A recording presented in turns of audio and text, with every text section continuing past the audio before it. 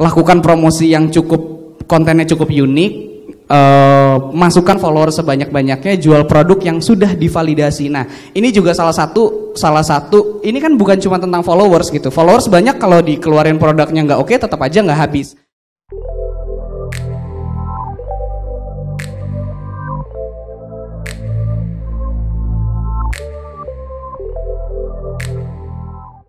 Teknis. Tidak pakai hashtag katanya. Hashtag. Jadi gini. Itu kan cara berpromosi gitu.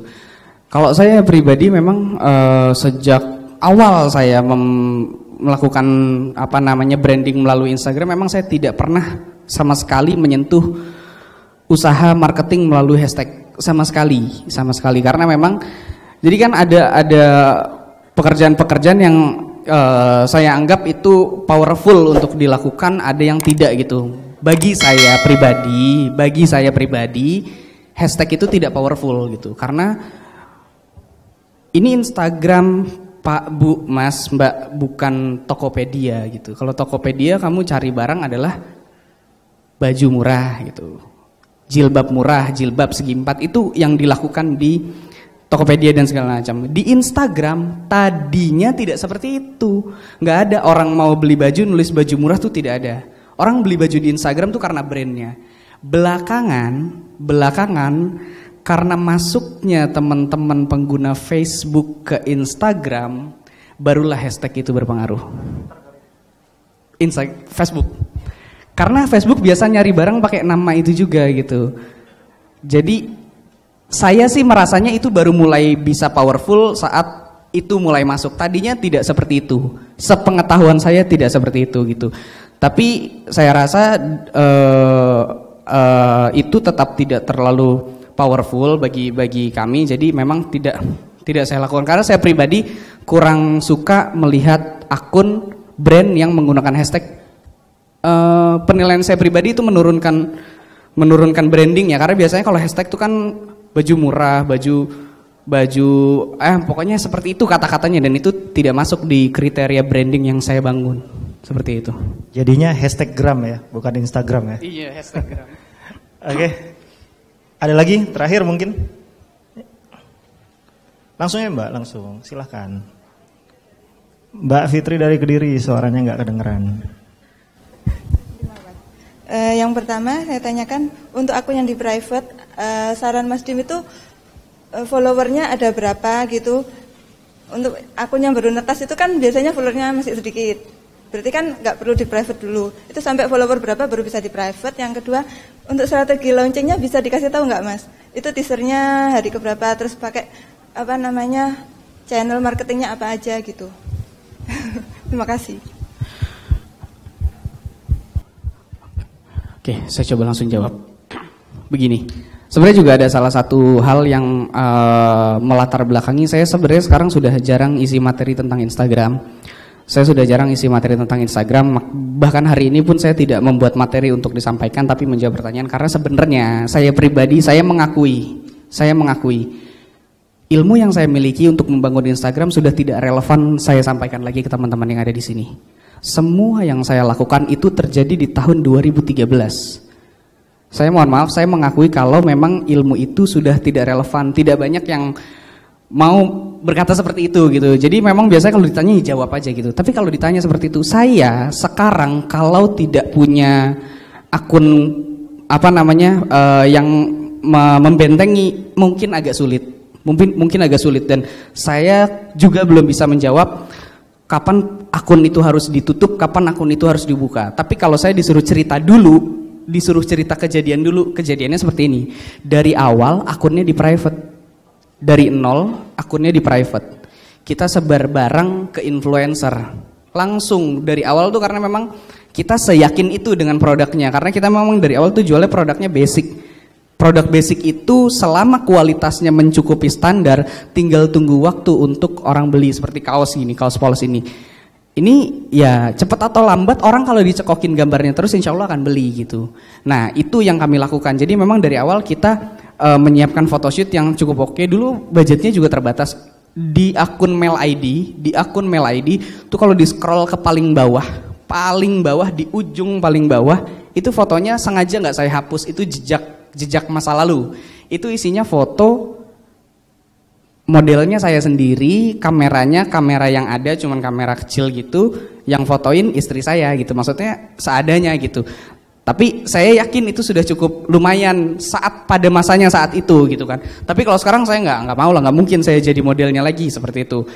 Siapkan konten yang oke, akunnya di private, buat teaser, lempar ke influencer. Itu yang dulu saya lakukan. Tapi saya nggak tahu itu bisa berhasil atau enggak kalau dengan budget yang minim. Saya kurang tahu. Tapi kalau dulu berhasil seperti itu. Terus tadi kalau masalah teaser ya untuk launchingnya. Kalau kemarin berarti kita jedanya sekitar 1 minggu ya. 1 minggu kita kalau yang khusus untuk kasus Prep Studio itu awalnya kita buka info nggak ada hubungannya sama sekali. Kita fotonya kamera tadi. Foto kamera di atas majalah. Terus kita tanya ke audiens, kira-kira gue mau bikin apa ya? Sesederhana itu. Kira-kira gue mau bikin apa ya? Pertanyaannya cuma satu, tapi kita lempar di akun Mail ID dan Lokal ID. Tuh ada pertanyaan di Prep Studio, kira-kira Mas Dim mau bikin apa? Boleh tolong dibuka nggak Mas? Masuknya ada berapa? Tadi kalau nggak salah sih keluar deh Mas, keluar aja, dilihat dari luar aja. Nah, 2000 komen. Itu pertanyaannya cuman ini kira-kira mau bikin apa ya gitu. Kontennya sederhana, tapi dilempar ke akun Mail ID dan ke akun Lokal ID. Itu kenapa saya masih yakin mengeluarkan budget promosi untuk influencer itu bisa dilakukan walaupun akunnya masih baru. Karena itu pertanyaannya sederhana, tapi kita paksa mereka untuk engage. Saat mereka komen dan likes itu artinya mereka sudah engage gitu. Di postingan berikutnya paksa lagi mereka untuk engage lagi. Kasih pertanyaan yang sangat mudah untuk dijawab dan mereka tidak ragu untuk menjawab. Jadi biar orang komen terus sampai akhirnya teman-teman yang tidak mengikuti perjalanannya akan bilang, ih kok itu bisa ya akun jualan komennya banyak banget. Kalau yang ngikutin dari awal mereka tahu gitu, tapi yang nggak tahu ya mereka cuman kagum aja jadinya. Kok bisa baru netes, komennya banyak, likesnya banyak ya. Itu usahanya seperti itu. 1 minggu sebelumnya kita keluarin, lalu kita masukin foto studio, selanjutnya cuman tulisan. Sampai di postingan keempat orang masih mikir kita mau bikin foto studio karena namanya Prep Studio. Selanjutnya kita keluarin hangtag dengan baju, baru kita rilis orang pakai bajunya. Jadi konsep rilis itu memang harus dipersiapkan. Jadi nggak bisa cuma bilang coming soon, kasih gambarnya terus besok rilis. Itu sederhana, itu template sekali gitu. Jadi memang harus ada skemanya. Setelah itu masuk ke video, masuk ke produk, masuk ke detail, baru brandingnya jadi. Menurut saya sih seperti itu. Puas Mbak?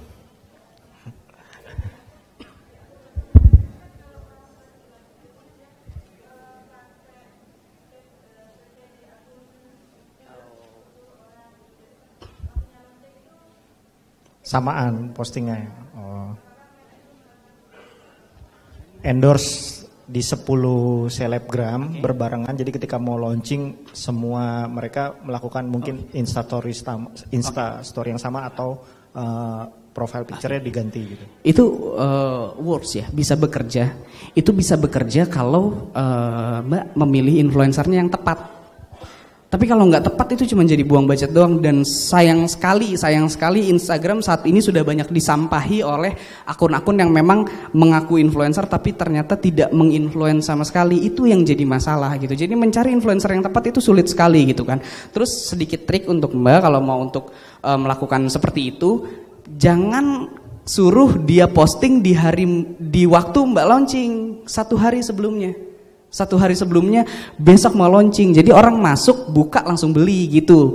Jadi kalau masuk di situ mereka ada itu dulu, ada mikir dulu segala macam. Masukin 1 hari sebelumnya, jadi orang udah berkumpul rame-rame, udah dapat antrian, barangnya keluar, orang beli. Itu kalau sedikit teknis dari saya. Seperti itu. Ya, gimana panitia? Habis? Ya, saya rasa cukup ya. Semoga teman-teman puas ya atas nama pribadi. Saya mohon maaf kalau ada kekurangan. Saya luar biasa sekali. Terima kasih Mas Dim ya, ilmunya banyak banget ya. Semuanya berdasarkan pengalaman yang nyata gitu ya. Panitia, silahkan.